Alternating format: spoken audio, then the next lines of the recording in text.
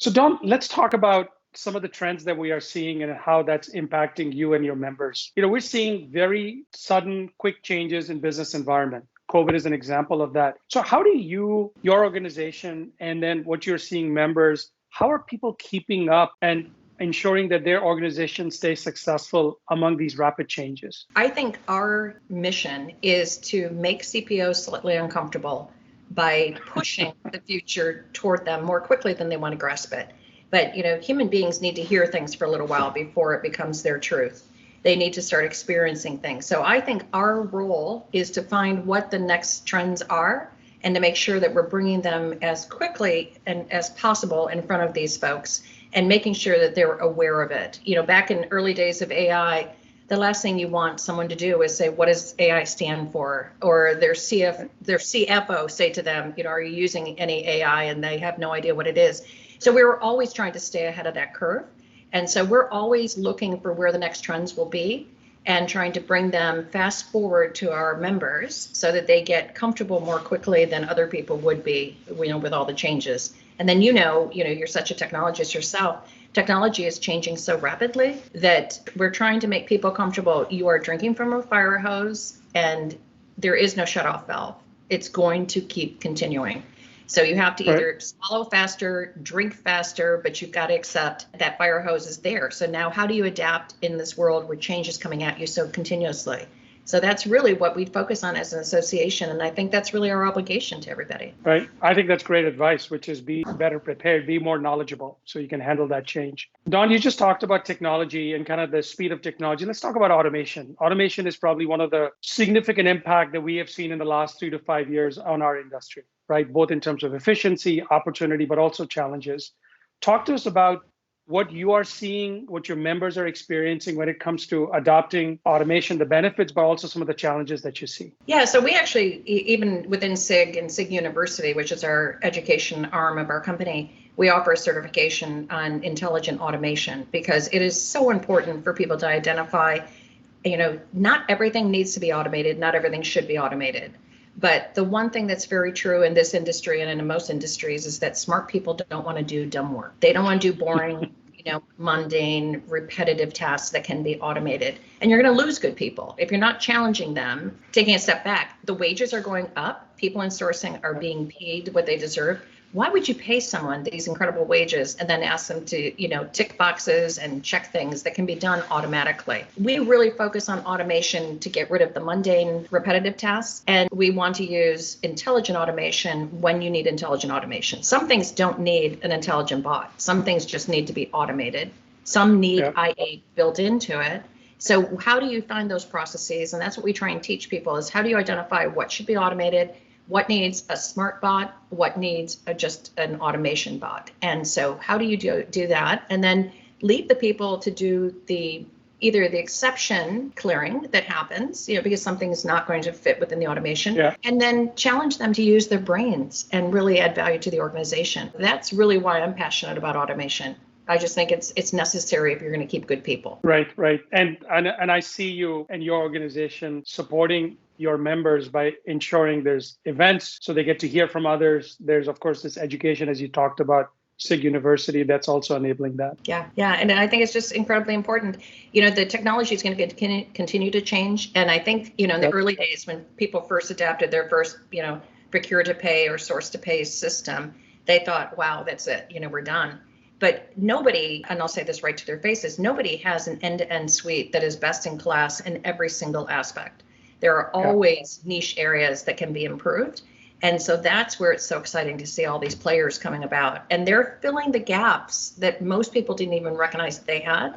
And they're making it better than just what the suite would offer originally. So I'm really excited by the amount of technology, and it's just growing by leaps and bounds. Right. So Don, one of the other trends we're seeing, and I see this from your posts, you're absolutely involved in diversity, equity, inclusion, and this whole concept of impact sourcing, corporate social responsibility related to that. Talk to us a little bit about what role is SIG playing and how are you also encouraging your members around that topic?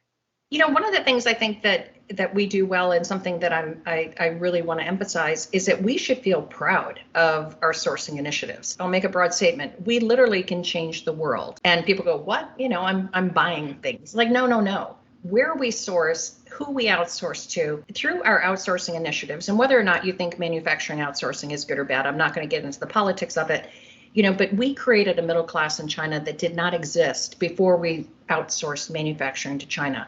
What happens when you create a middle class? They have money to spend. They put it back into the economy, and they tend to want Western goods. Now, the exact same thing happened in India when we started doing application development services way back. That was the first outsourcing to India that the procurement was involved in. We have created a middle class in India that didn't exist before. And what happens again? There's more money in the economy and there's more opportunities. So it literally is changing people's lives. We're lifting people out of poverty. We're creating the ability for people to work. And what sociologists have found is if I have someone who has a PhD, let's say in mathematics, there is no opportunity for them to fend for themselves and to make an income. And they're in a country that might have a lot of uprising. They're going to be in the streets fighting for a better life. But as soon as we can give them an opportunity to make money, that's where they'd prefer to be, is in their homes, working and using their brain to make money and support their families.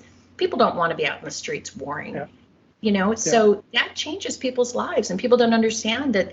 It might seem like it's only one job, but if we change one life at a time, think of the magnitude of all of the spend. We represent $17 trillion of U.S. equivalent dollars through SIG. That can change lives. And so Absolutely. I want people to realize that and be proud of that. Dawn, I think it's a great reminder that as sourcing procurement professionals, we can actually make a very big human impact by paying attention to the sources of supply and encouraging sources of supply that promote these principles. Yeah, you look at the modern slavery and human trafficking. People said, "Oh, that doesn't exist in the supply chain." Well, Complex Minerals shows you that it does. That sweatshops shows you that it does. There wouldn't be a company called Made in the Free World if we didn't have to look for things like modern slavery. So yeah, we can change lives. We can eradicate, major social issues that, exist in the world by working all together. We literally are changing the world. So I'm very proud of the work that sourcing professionals do. Right. So Dawn, as you think about your members, where do you plan to invest more? Third-party risk.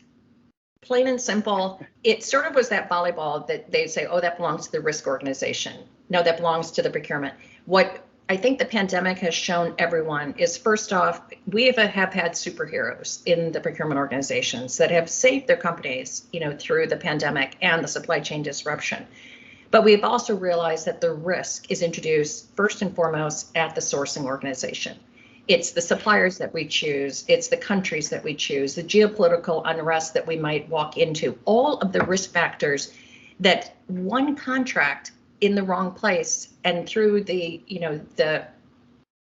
speed of social media and the speed in which people recognize and share it, we can wreck our reputation with one sourcing event. So where we used to try and throw it over to the risk people, it's been thrown back. And I tell CPOs, it starts first and foremost, you own third-party risk, like it or not. And so you've got to work that into every sourcing decision.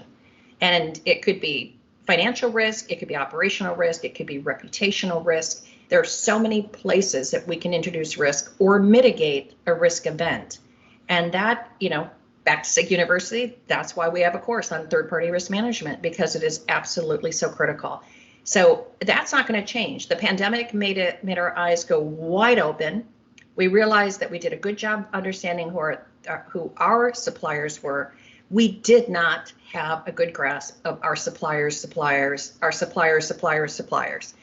It was so many people just don't have that visibility, and they're realizing right now you need it, because if I diversify and I have two sources of supply and I think, all right, so one's in Vietnam and one's in China, I'm good. Well, the pandemic showed you that something could sweep across the world. And by the way, the company in Vietnam and the company in China were both buying from the same third party. So we diversified the first step. We did not diversify the full supply chain. And that's where the resiliency has to get built.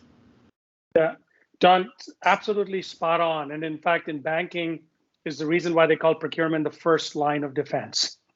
right? It's the first place where your risk management has to start. Exactly.